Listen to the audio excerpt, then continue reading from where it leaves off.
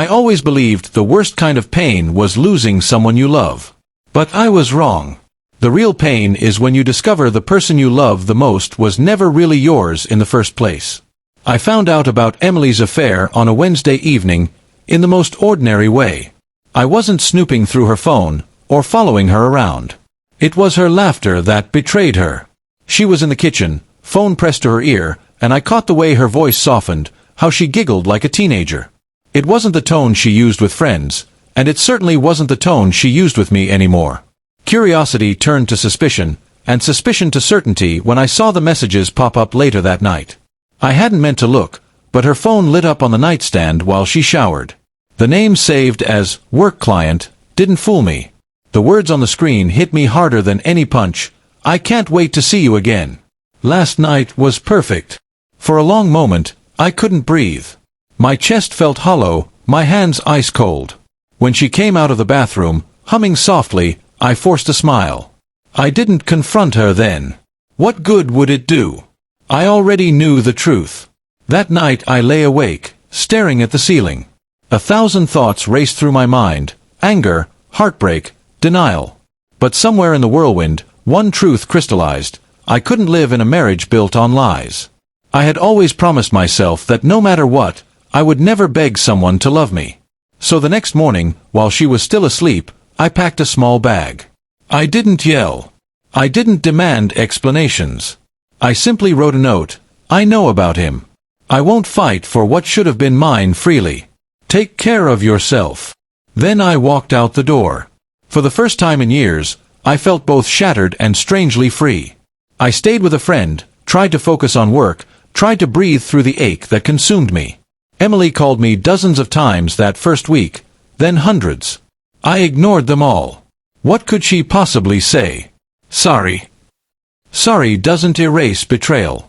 2 weeks later, just as I started to feel like I could maybe survive this, there was a knock at the door. I wasn't expecting anyone, so I opened it without hesitation, and froze. Standing there wasn't Emily. It was him.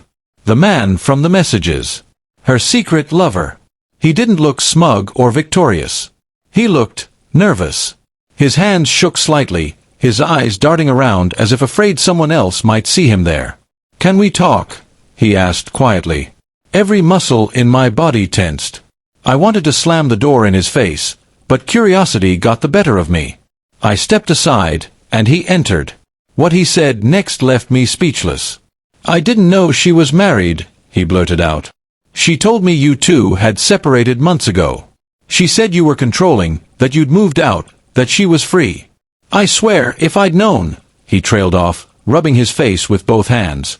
I stared at him, stunned. Part of me wanted to laugh at the absurdity. Another part wanted to throw him out on the street. But as I looked at him, really looked at him, I saw that he was just as caught in her web of lies as I had been. "She told you we were separated?" I said slowly. He nodded. "She showed me empty drawers in the closet, made it look like you'd left. She said she just hadn't filed the paperwork yet. She even cried about how you'd abandoned her." He shook his head.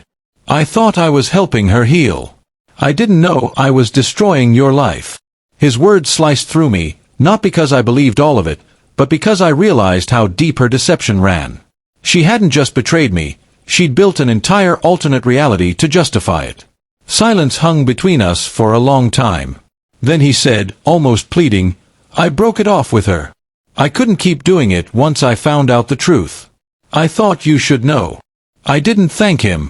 I didn't yell at him either. I just stood there, the weight of everything pressing down on me. Finally, I said, "You should leave." And he did. After he left, I sat alone in the quiet. His visit hadn't lessened the pain. If anything, it had deepened it. Emily hadn't just cheated. She had manipulated, lied, and twisted reality for her own gain. That night, she showed up at the door, pounding and crying, begging me to let her in. Her makeup was streaked, her voice raw from sobbing. "Please," she whispered when I finally opened the door a crack. "He left me. I need you. We can fix this." Her words turned my stomach. Not because of the desperation, but because of the timing. She hadn't come back because she loved me. She came back because her safety net was gone.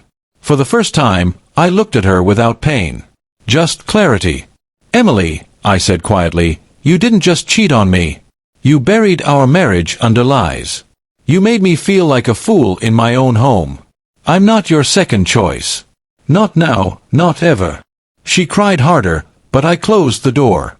This time, it wasn't with trembling hands. It was steady, certain. I've heard from mutual friends that she still tries to reach out, still tries to spin stories about how I abandoned her. But I don't care anymore. For once, the truth doesn't hurt me, it sets me free. Because sometimes walking away isn't weakness. Sometimes, it's the bravest thing you can do. And when her secret lover showed up at my door, he didn't just expose her lies. He reminded me of something I should have known all along. Real love doesn't need deception to survive.